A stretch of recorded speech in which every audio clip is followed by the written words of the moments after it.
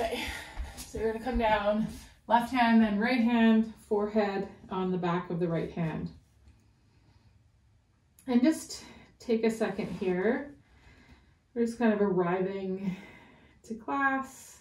So just take a couple breaths in through the nose and like a sigh as you exhale out the mouth.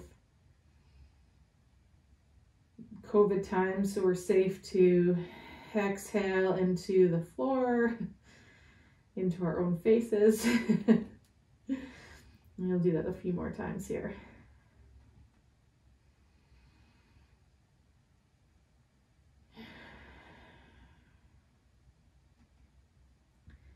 Just feel how the back ribs move as you breathe in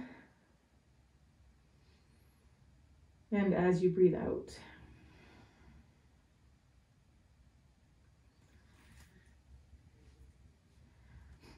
Okay, just kind of notice the weight of your right leg. Gonna follow it up and into the pelvis. And then notice the weight of the left leg. Just have your awareness. Follow it up and into the pelvis. As you just notice the pelvis, kind of become aware of where the bony protrusions of the ASIS is and of the pubic mound kind of are. It's the sense of how it feels like there's length or compression in the low back.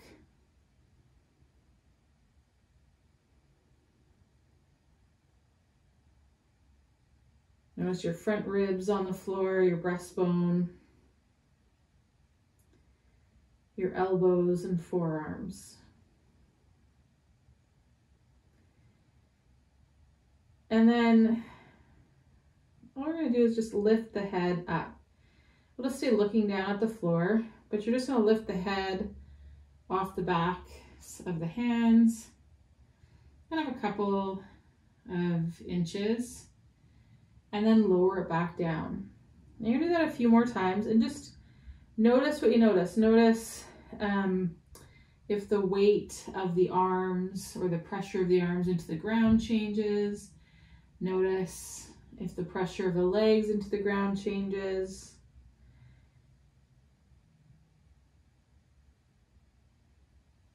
The next couple, just kind of be curious, like if you were to press a little bit of the elbows into the floor, does that change how it feels to lift the head? Okay, and then just let the head rest on the back of the hands for a moment. And we're going to lift the head again, but this time instead of just lifting it and looking down at the ground, we're going to look just beyond the hands onto the floor. So as you start to lift the head, I want you to imagine that you're kind of nudging a marble with your nose. And then you'll look just sort of 4 to 6 inches in front of your hands instead of straight down at the floor, and then you'll lower back down. Just kind of notice what's different about this as you, again, kind of nudge this imaginary marble with your nose to then look beyond your hands a few inches. And we're going to do that one more time.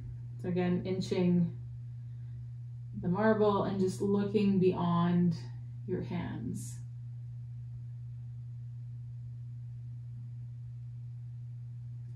And then bring your forehead down and just rest.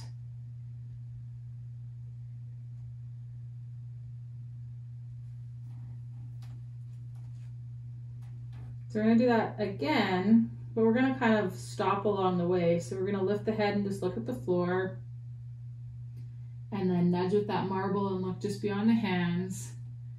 And then you're going to look up the wall in front of you.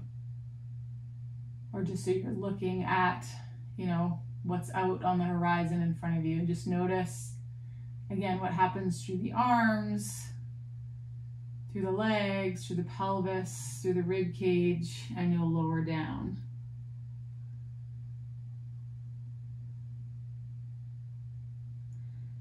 Okay, we're going to do that again. So looking at the floor, and then just beyond the hands, and then at the wall. And just notice, like, do the lower ribs stay on the floor? Does it feel like you can kind of stretch the breastbone to peel up?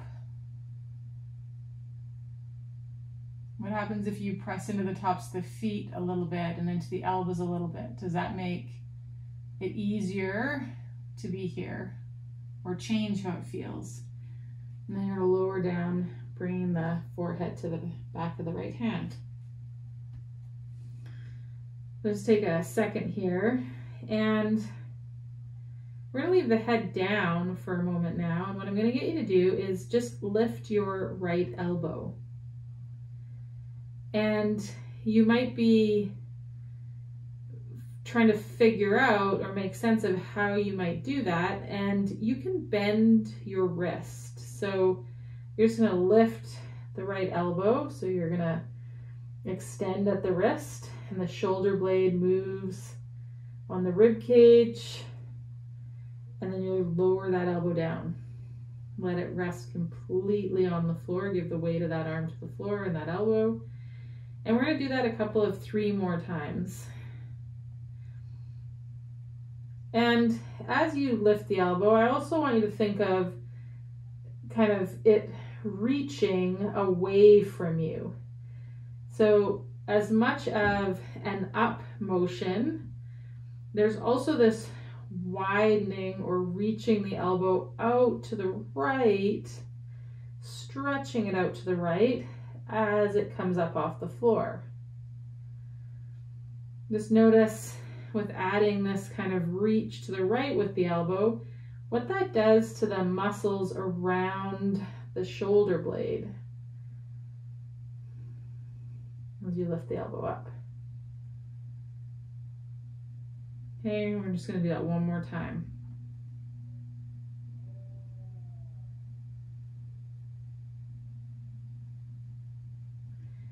And then let that rest. Just notice what you notice here. You might feel like there's more weight through that right side of the chest or the rib cage. You might feel that right elbow differently on the floor.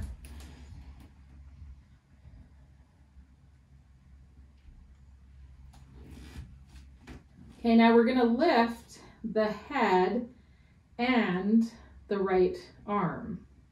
Okay, so keeping the gaze just at the floor, you're just going to lift the right head and the right arm, and then lower it back down.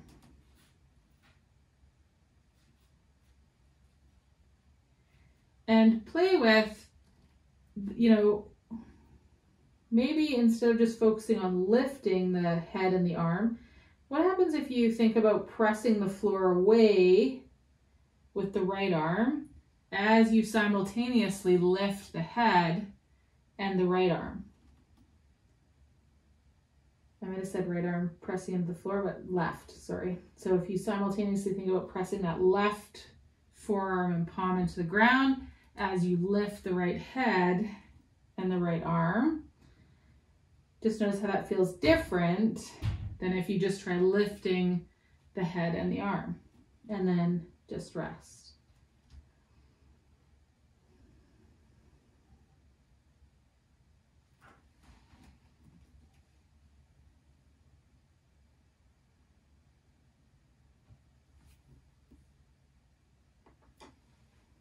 Okay, we're going to lift the right head and arm one more time. And this time as we lift them, we're going to look and rotate to the right. So we'll lift the right head and arm and then start to look to the right. That right elbow reaches right and up. And then we'll come back down. And we're just going to do that a few more times. Kind of notice if you press into the left arm and into the left leg,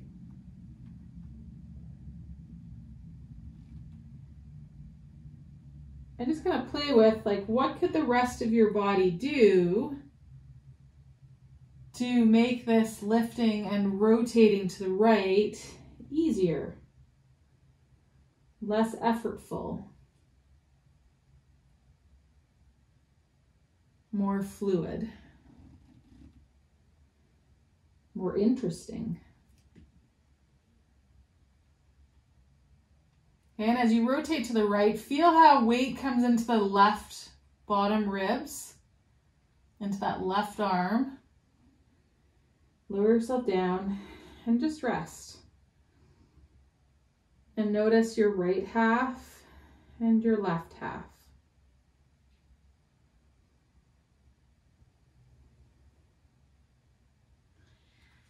Okay, we're gonna switch so that our left hand is now on top of the right, okay?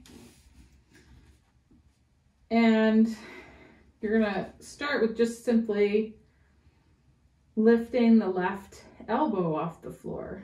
So that left wrist will come into some extension. And then again, start to add that sort of element of the sense of the left elbow reaching left as it lifts up. And just notice how that widening by reaching left of the collarbones and of the shoulders, how that changes how the shoulder blade moves on the rib cage. Find this reach where there is some tension that then helps move the shoulder blade on the rib cage. One more time. And just rest. Okay, we're gonna lift the head and that left arm. Again, you might do a couple without that right arm pressing into the ground at all. And then explore pressing the right arm into the ground as you simultaneously lift the head and that left arm. One more time. And then rest.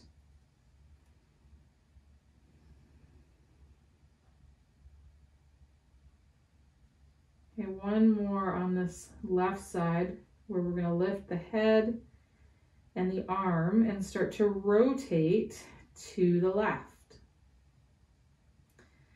So head and arm lift as we rotate to the left. So you might kind of play with that right arm as you lift and to start to rotate. Think about trying to pull that right palm to the right and see how that helps this rotation to the left of the head and that left arm.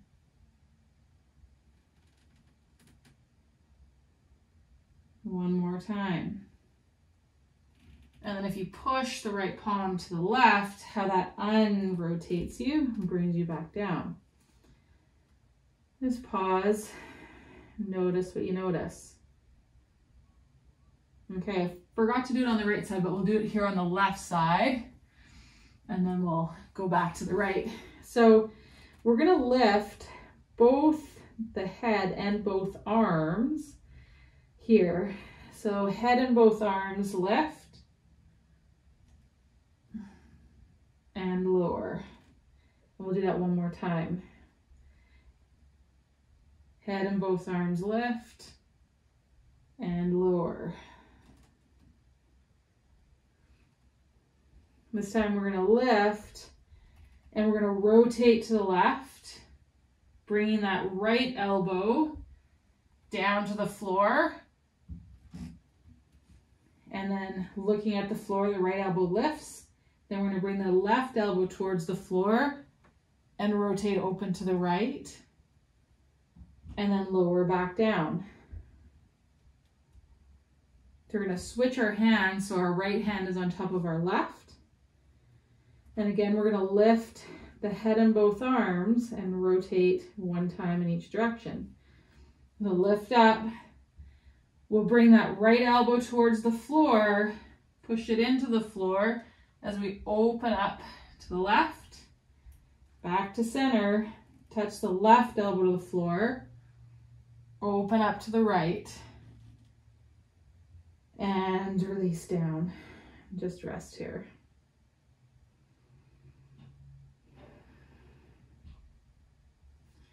So notice your left and your right sides.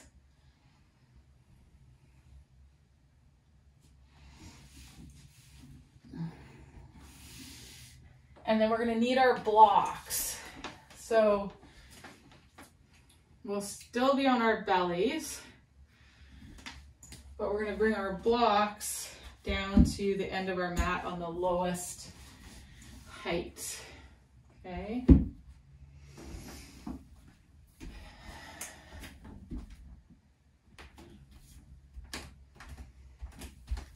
Okay, so the part of our foot that's going to come onto the block is the forefoot, the top of the ball of the foot. And when you place that on the block, it might be uncomfortable just because we don't typically have pressure very often on the top of the foot. So we don't want the blocks at the ankles. We want them on the top of the toenails and the top of the ball of the foot.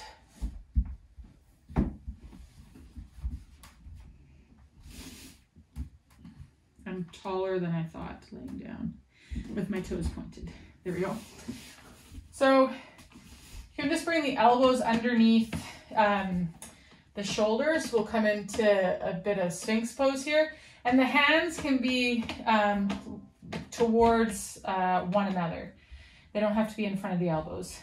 So with the tops of the feet on the blocks, all you're going to do is push them down into the blocks, straightening your knees. And you'll likely feel weight, hopefully, come into your pubic bone. And then we'll relax that.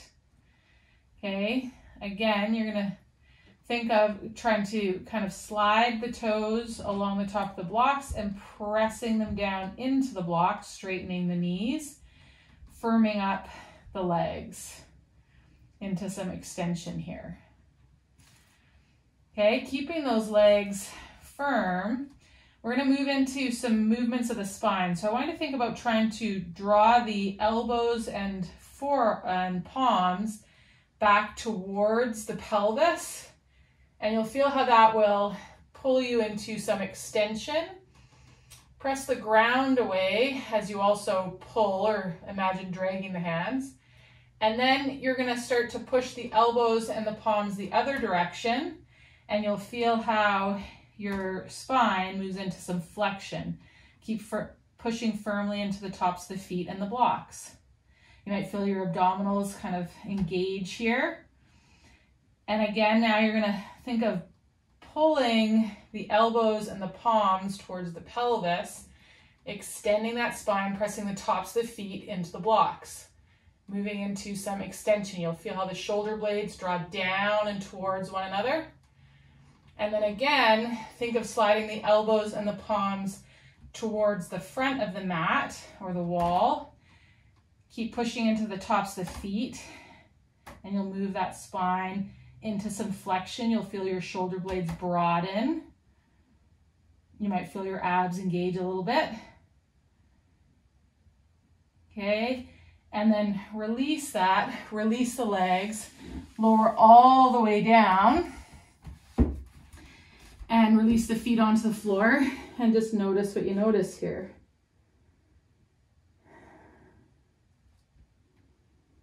So combining some spinal extension with some hip extension.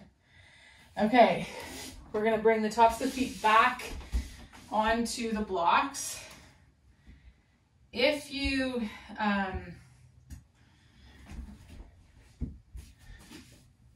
Oh, I forgot what I was gonna say, so it's gone. Okay, tops of the feet onto the blocks. So this time leave your forehead on the floor to start, and your fingertips reaching back towards your feet. Okay, what I'm gonna get you to do is press into the tops of the feet, straightening those knees. You'll feel weight into that pubic bone, okay? And then you're gonna play with just hovering the feet off the blocks. Press the palms into the floor. And then touch the toes down. Press the toes into the blocks. Keep pressing the toes into the blocks, slide the palms back towards the heels, peeling the nose, the throat, the breastbone off the ground. Keep pressing into the tops of the blocks. If you want, you can play with hovering just off of the blocks. Weight's all in the pubic bone here. Breathe into the belly. Locust pose. You might feel yourself rocking to and fro, head to toe, as you breathe in and you breathe out. Release the toes back to the blocks, press them firmly in, lower the palms, slide and roll back down. Okay, so you're gonna move into any variation for the next few moments. So move through either just pressing the tops of the feet into the blocks and being in Sphinx or Sphinx cat, or into locust with the hands on the ground, or that full locust that we just finished with.